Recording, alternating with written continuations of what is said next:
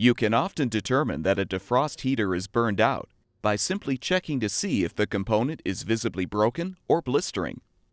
But since you can't always tell by looking, it's best to perform a continuity test. A continuity test will determine if a continuous electrical path is present in the component.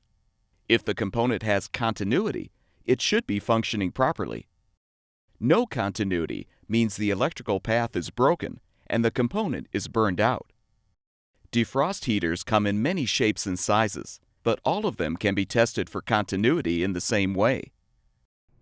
You can choose from a variety of multimeters to perform the test. For this demonstration, we will use both analog and digital models.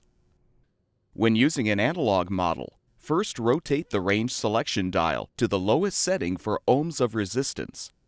Then calibrate the meter by pinching the probes together while adjusting the needle to read 0.